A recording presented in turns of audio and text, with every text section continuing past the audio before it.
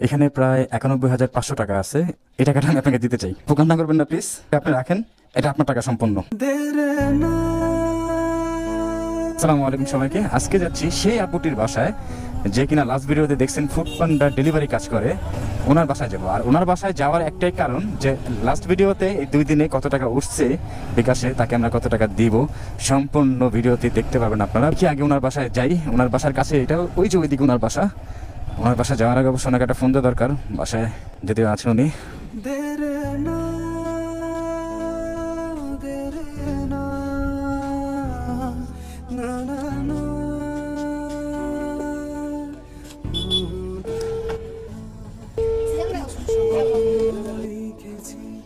আপু আসসালামু আলাইকুম। ওয়ালাইকুম আসসালাম। আপু বাসায় আছেন আপনি? আপনার বাসার কাছে আমি আসবো। আমি বাসায়। জি না ভাই, আমি তো বাসায় নেই। আল্লাহ, কোথায় আছেন আপনি? আমি তো আপনার বাসার কাছে আছি, যে ব্রিজের সামনে। ও আচ্ছা, আমি তো কাজে বের হয়েছি। আরে আল্লাহ, তাহলে কতক্ষণ লাগবে আপনার আপু? তাহলে কিছুক্ষণ অপেক্ষা করেন, আমি আসতেছি। মাতোয়াইলের পাশাপাশি, বেশি দূরে না।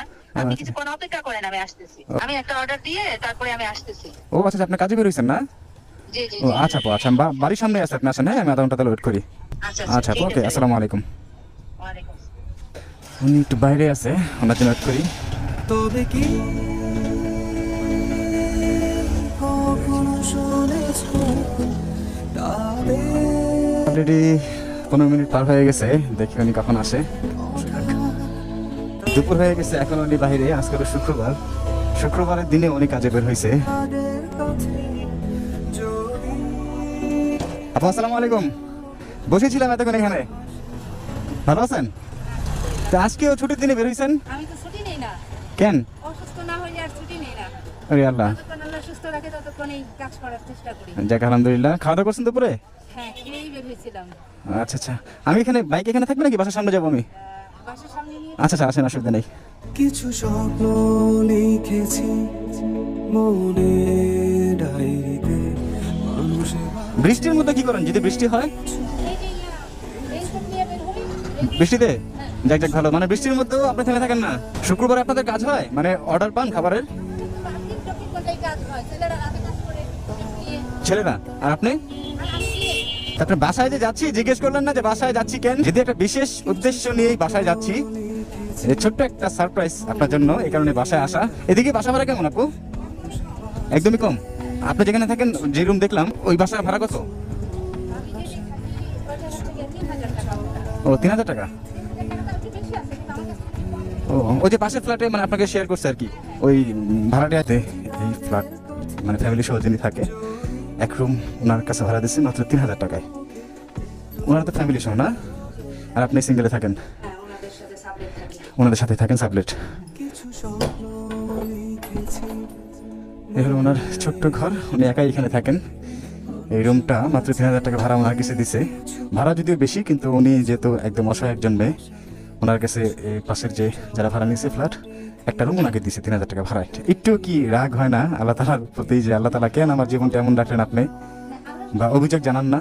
না, অভিযোগ একটা সময় হালকা হালকা মনে আসতো। যখন আমি কাজে গেছি হুম। তখন মন থেকে অভিযোগটা চলে গেছে। এর একটা কারণ আছে। সে কারণটা হচ্ছে গিয়ে আমি অনেক সময় অর্ডার নিয়ে হসপিটালে যাই, দেখি যে কত রোগী, কত রকমের অবস্থা।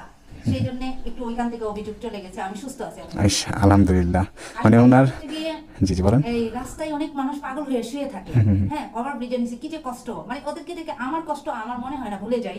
আমার নিজের যাক কান্না চলে আলহামদুলিল্লাহ। আসে। মানে উনি যখন শুরুতেই কাজটা করে তখন একটু হলো আল্লাহ তালার অভিযোগ ছিল যে আল্লাহ তালা কেন আমার লাইফটা এমন হলো। বাট যখন কাজে জয়েন করার পরে উনি রাস্তায় দেখলো, হসপিটালে যখন খাবার অর্ডার নিয়ে যায়, দেখে হসপিটালে অনেক মানুষ অসুস্থ অবস্থায় শুয়ে আছে, এমনকি রাস্তাঘাটের মধ্যে অনেকে পাগল শুয়ে আছে না খেয়ে। তখন তাদের দিকে তাকিয়ে নিজের ওই অভিযোগগুলো ভুলে গিয়ে আল্লাহ তালার কাছে শুকরিয়া আদায় করে। দেখ, এটার জন্য আপনাকে মানে স্যালুট জানাই যে আপনি একটা মেয়ে মানুষ হয়েও রাস্তার মধ্যে ফুড, মানে এটা কিন্তু আসলে সচরাচর। এর আগে আমি বলছিলাম যে একটা মেয়ে মানুষ কি চায়, যে বিয়ের আগ পর্যন্ত বাবার বাড়ি সুখ চায়, আর বিয়ের পরে স্বামীর বাড়ি সুখ পায় বা সুখ চায়। কিন্তু আপনি আসলে বাবার বাড়ি কতটুকু পাইছেন সেটা আমি জানি না, কিন্তু স্বামীর বাড়ি যে পান নাই তা আপনাকে দেখে বোঝা যাচ্ছে যে একটা মেয়ে মানুষ কতটা অসহায় হলে রাস্তার মধ্যে এরকম একটা ফুড ডেলিভারি কাজ করতে পারে, মানুষের দ্বারে দ্বারে গিয়ে খাবার ডেলিভারি করে। এটা তো আপনি কখনো আশা করেন না যে আমি এই কাজ করবো। না, এটা তো কল্পনার বাইরে ছিল আমার। মানে এটা মানে চিন্তার জগতের একদম বাইরে। কখনো স্বপ্নই দেখি নাই যে আমার জীবনটা এরকম হবে। ভাইয়া বসেন। না না, বসে অবশ্যই বসি। আপনি বসেন, আপু বসেন, আপনি বসেন। তা আপনি চাইলে ছোটখাটো কোনো ব্যবসা যদি করতে পারেন আর কি। কিন্তু আমার তো টাকাও নেই, লোকও নেই। যে আমি কোথাও দাঁড়িয়ে যে একটা কিছু করব সেই ভরসাটুকু তো আমার নেই। ইনশাআল্লাহ। আপনার বাবার অবস্থা কেমন? বসেন আপু, বসেন, আপনি বসেন। ঠিক আছে ভাইয়া, দাঁড়াইছি, ভালো লাগতেছে। আচ্ছা, আপনার বাবার অবস্থা কেমন? আপুর অবস্থা মোটেও ভালো না, উনি মানসিকভাবে অনেক বেশি যন্ত্রণায় আছে। একটা বিষয় না বললেই নয় যে সেদিন আপনি যে 2000 টাকা দিয়েছিলেন, আসলে কি বলবো, আমি ওই যে রমজানের পর থেকে কোনো কাজ করতে পারি না, অসুস্থতা, জ্বর সব মিলাই আমি অসুস্থতায় ছিলাম। তো কাজ না করার কারণে আমি অনেক ক্রাইসিসে পড়ে গেছিলাম, অনেক সমস্যা হয়েছিল আমার। পরে আল্লাহর কি রহমত, এটা আসলে আল্লাহ অশেষ দয়াবান, আপনার সাথে আমার সাক্ষাৎ হইলো, এরপরে আপনি আমাকে হেল্প করলেন, যথাসাধ্য যথেষ্ট হেল্প করলেন। এটা যে আমার কত বড় উপকার হয়েছে এটা কল্পনার বাহিরে। আমার বাসা ভাড়া ছিল না, আমি খুব চিন্তায় ছিলাম যে আমি এই মাসে কখন ভাড়াটা দিব, খুব মন দিয়ে কাজ করতে চাচ্ছিলাম। এর মধ্যে তো সাইকেলটার হাওয়া চলে গেল, দেখলেনি। আর কি বলবো, হতাশার মধ্য থেকেও আশা রাখতেছিলাম। তারপরে এই যে আশার আলো আপনার কাছ থেকে দেখতে পেলাম, আপনি আমাকে হেল্প করলেন অনায়াসে। আল্লাহর রহমতে বাসা ভাড়াটা ওই 2000 টাকা দিয়ে, মানে 2000 টাকা দিয়ে বাসা ভাড়া টাকা দিয়ে দিয়েছেন আর কি। টাকা ম্যানেজ করে হ্যাঁ, ভাড়া দিয়ে দিয়েছি। 2000 টাকা পেয়ে আপনি এত খুশি? হ্যাঁ, এইটা তো কি বলবো। আর যদি এর থেকে বড় কিছু পান তখন কি করবেন? আসলে আমি আসলে আমার তো বাসার দূরত্ব এত দূর নয়, আমি বাসায় ব্যক্ত করতে পারবো না আমার খুশিটা। যদি না সামান্য 2000 টাকা পেয়ে আপনি যদি এত খুশি হন, আল্লাহর কাছে এত শুকরিয়া আদায় করেন বা জানান, তাহলে এর থেকে বড় কিছু যদি আল্লাহ তাআলা আপনাকে দেয়, সেক্ষেত্রে আপনি কতটা খুশি হবেন? এই খুশিটা আসলে কিছু কিছু জিনিসের পরিমাপ করা যায়। আসমান মাপ করতে হলে আসমান মাপতে না, না, না। সাগরের পানিও পরিমাপ করতে পারবো। আমি এরকম। এখন আপনার বাসায় আসার একটাই উদ্দেশ্য, বাসায় আসার কথা ছিল না, কিন্তু বাসায় আসার একটাই উদ্দেশ্য, আমি যখন দেখলাম যে আপনার অবস্থাটা এতটাই খারাপ, যে একজন মেয়ে মানুষ যার কিনা সংসার থাকার কথা ছিল, ছেলে সন্তান থাকার কথা ছিল, স্বামী সন্তান নিয়ে সুখের সংসার থাকার কথা ছিল, আপনার দূরত্ব ছিল এই ঘর পর্যন্ত, আপনি সংসার সামলাবেন, বাচ্চা কাচ্চা দেখবেন, এটাই আপনার একটা সুখ। কিন্তু সেই ক্ষেত্রে আপনি একটা মেয়ে মানুষ হয়ে ছেলে মানুষের কাজকেও হার মানিয়ে ফেলছেন এক কথায়। কতটা মানে আপনার লাইফটা কঠিন, আপনার জীবনটা। তারপর আপনি ভেঙে যাননি, দমে যাননি। সেই ক্ষেত্রে আমি চিন্তা করলাম যে দেখি আমি যতটুকু দিচ্ছি সেটাতে আপনার কিছু মানে করার মতো না, কিন্তু যদি 10 জনের হেল্প নিয়ে কিছু করা যায়, সেই ক্ষেত্রে কিছু একটা করতে পারবেন বা আপনার জন্য বিশাল একটা কিছু। সেক্ষেত্রে আমি দেশ ও দেশের বাইরের মানুষের কাছে হাত পাচ্ছি আপনার জন্য, যে দেখি ছোট্ট একটা কিছু করা যায় কিনা। আমি মোটামুটি ভালোই সাড়া পাইছি। এখানে কিছু টাকা আছে আপনার, এটা কিন্তু আমার না, আমার কোনো টাকা নাই। এই টাকাটা সম্পূর্ণ দেশ ও দেশের বাইরে প্রবাসী ভাইরা আপনাকে দিছে, যে আপনাকে যেন ফুড ডেলিভারি কাজ করতে না হয়, বা ছোটখাটো কোনো যেন কাজ আপনি করতে পারেন, ছোটখাটো কোনো ব্যবসা। এখানে প্রায় 91,500 টাকা আছে, সবাই আপনাকে দিছে। এই টাকাটা আমি আপনাকে দিতে চাই। এটা আমার না, সবার টাকা। আসলে কি বলবো, আমি বাসা হারায় ফেলছি ভাইয়া। এই মুহূর্তে আমি নিজেও বুঝতেছি না। দেরে না দেরে না না না না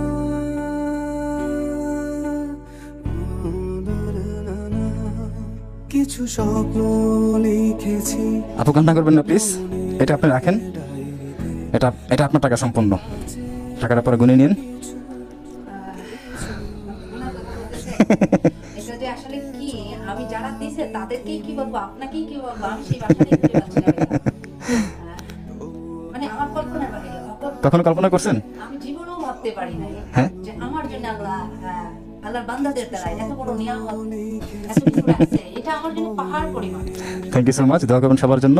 আর যদিও এটা দিয়ে আপনার ছোটখাটো একটা ব্যবসা বা আরও কিছু প্রয়োজন, সেক্ষেত্রে আমি সবার কাছে আবার হাত জোড় করে বলবো যে যার যতটুকু সম্ভব আপনার পাশে যেন দাঁড়ায়। অ্যাটলিস্ট দেখেন, সবার আপনাদের ছোট্ট একটা উদ্যোগে মানে একটা মানুষের লাইফ চেঞ্জ হয়ে যায়। আপনাদের ছোট্ট ছোট্ট সাহায্যে তার জীবনে বিশাল এক পরিবর্তন। অ্যাটলিস্ট ওনার কাছে এটা অনেক কিছু। ছোট্ট একটা উদ্যোগে একটা মানুষের, কি বলবো, হ্যাঁ, এটা আমি বললাম না, আমার ভাষায় আমার এই পরিমাণ ভাষা নেই যে আমি ব্যক্ত করতে পারবো। ছোট্ট একটা উদ্যোগ তার জীবনে বিশাল এক পরিবর্তন। আর দোয়া করবেন সবার জন্য। আর দেশ ও দেশের বাইরে যারা ওনাকে হেল্প করছেন সবার কাছে আমি কৃতজ্ঞ, আর সবাইকে আমি স্পেশালি থ্যাংক জানাচ্ছি।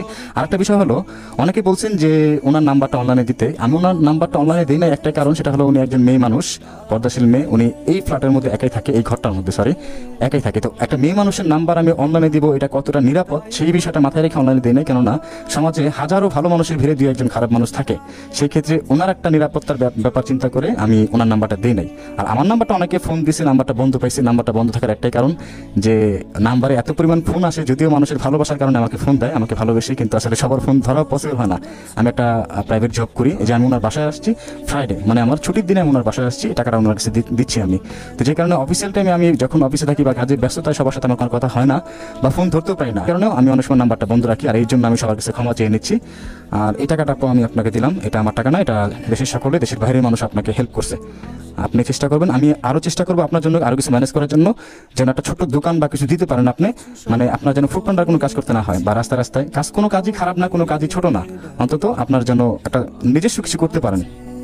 একটা মেয়ে মানুষ হয়ে আপনি 7-8 ঘন্টা সাইকেল চালান রাস্তার মধ্যে, এটা আসলে অনেক কষ্টের জীবন। এটা রাখেন আপনি।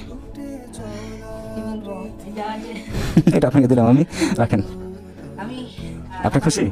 খুশি মানে আমার খুশির সীমানা আমি বোঝাইতে পারবো না কতটুকু। আমি যেটা বলতে চাচ্ছি, আমার যে ভাইয়েরা আমাকে আল্লাহর রহমতে দয়া করে হেল্প করছে, আমি দোয়া করি আল্লাহ যেন তাদের দুনিয়া ও আখিরাতের সমস্ত সমস্যার সমাধান করে দেয়। আল্লাহ যেন তাদেরকে এইভাবে এর চাইতেও, আর আল্লাহর দেয়া কিন্তু অনেক বড় দেয়া, জি জি আল্লাহ জি। যেন তাদের। আর আমি সবার কাছে আবারও বলবো, যেহেতু যদিও এটা দিয়ে আপনার সামান্য মানে ছোটখাটো একটা ব্যবসা ধরতে গেলে আর কিছু প্রয়োজন, আমি চেষ্টা করবো সবার কাছে আবারও হাত জোর করে বলবো যে যার যতটুকু সম্ভব আপনার পাশে যেন দাঁড়ায়। তা আপু, আমি আসি, আবার দেখাবো ইনশাল্লাহ। তবে কি কখনো শুনেছ তাদের মনের কথা? তাই তো